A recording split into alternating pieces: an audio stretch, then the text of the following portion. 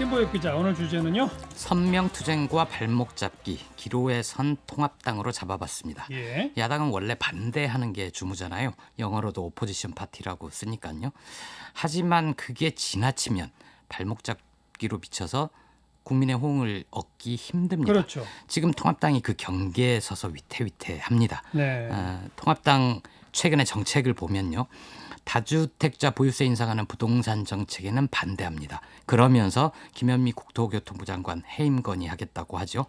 윤석열 검찰총장은 감싸고 돌면서 추미애 법무장관 탄핵 추진하겠다고 합니다. 공수처장 추천위원 선정은 하지 않고 공수처 위헌법률 심판 청구를 했고 예. 국회 인사청문회 앞두고는 외교안보 라인 반대한다. 이런 입장을 밝히고 있습니다. 정책 쟁점에 대해서 내용적으로는 다 반대고 예, 인물에 대해서는 전부 비토고 그렇습니다. 이거는 굉장히 초강경 투쟁인데요. 맞습니다. 이게 사안별로 협조할 거는 좀 협조하는 모습을 보여야 지금은 없어요. 예. 예. 그래야 반대하는 게 반대할 만하구나 이런 공감도 얻을 수 있는데요. 예. 민주당이 21대 국회 1호 법안으로 내놓은 일하는 국회법도 반대 입장을 밝혔습니다. 주호영 대표가 제목만 그럴듯하지 이건 국회 무력화, 야당 무력화 법안이다.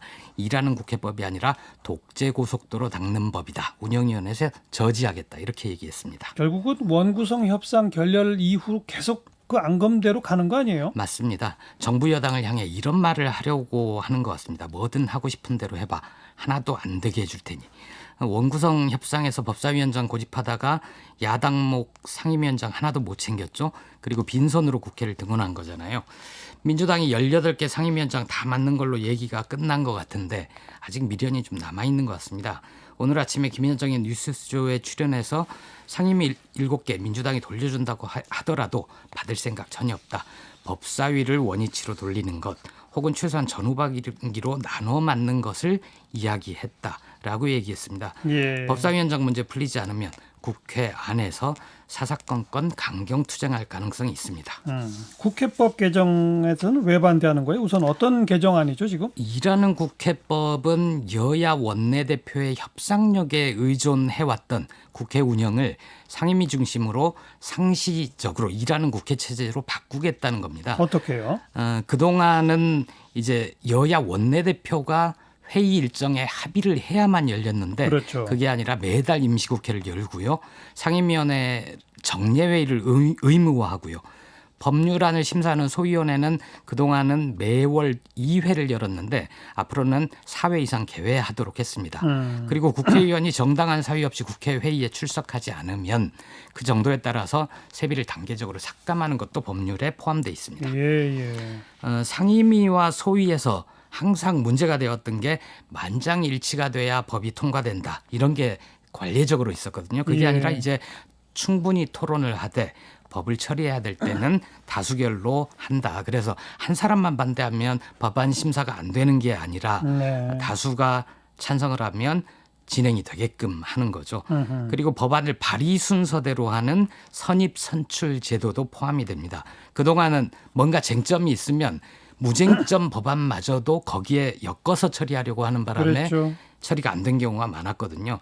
여야 원내대표 간 합의를 통해서 안건 순서를 정했었는데 그것도 바꾸겠다는 겁니다. 그러니까 여야 원내대표 혹은 각 위원회별로는 여야 간사 예. 합의가 없으면 안 움직였기 그동안이잖아요. 예. 근데 이제 상임위에 더 많은 권한을 주겠다? 주고 자동 개회하겠다는 거예요. 자동 개회를 한다? 소위원회를 매월 2번에서 4회 이상으로 늘린다?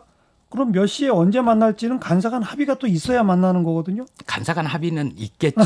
근데 이제 완전히 합의가 되지 않더라도 협의만 해도 필요한 상임위는 열 수 있게끔 아마 바꿀 것 같고요. 그래요. 그러다 보니까 이제 야당 입장에서는 회의도 자동적으로 열리고 법안은 다수결로 통과되고 그러면 우리는 할 수 있는 게 뭐냐. 네. 아무것도 할 수 없는 거 아니냐. 이런 그러니까 수적 열세가 분명하고. 그렇습니다. 어허.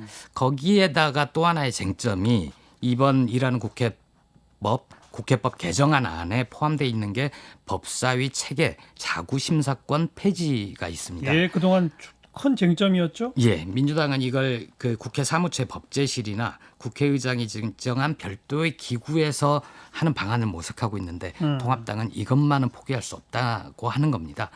일하는 국회 좋긴 좋은데 여당이 다수결로 무조건 밀어붙이는 형태가 될 것이다. 이렇게 우려를 하는 거죠.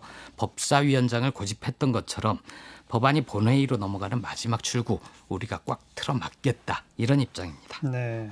그러니까 독재 고속도로 이런 단어가 나오는 게 맞습니다. 수적 열세도 있는데다가 국회법까지 이렇게 바뀌고 법사위원장도 여당이 갖고 있으면 예, 아무것도 못 막는다. 예. 여당은 하고 싶은 거 다 할 수 있다 이거로군요. 그렇습니다.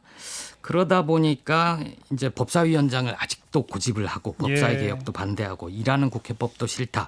그렇게 하면 20대 국회와 무엇이 달라지겠는가 이런 비판을 들을 수밖에 없습니다.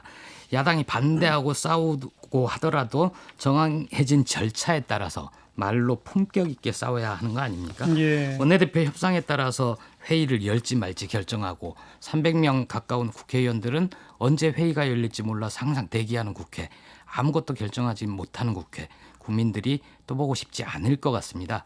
그래서 통합당이 벌이는 꼭 필요한 선명투쟁마저도 발목 잡기로 비춰질 수도 있는 이런 건 좀 조심해야 되지 않을까 싶습니다. 그래서 오늘 제목이 선명투쟁과 발목 잡기 예. 그 기로에 선 통합당이로군요. 그렇습니다. 요걸 이제 말을 또 바꿔서 표현하면요. 예, 여당은 일하는 국회와 일당 독주 기로에 선 더불어민주당이 되는 거예요. 맞습니다. 어느 쪽 평가를 어떻게 받게 될지는 앞으로 한 달여 사이에 국회 운영에서 모습을 드러낼 것 같습니다. 민심을 봐야 될 것 같습니다. 그러니까요. 김보엽 기자 뉴스사이더였습니다.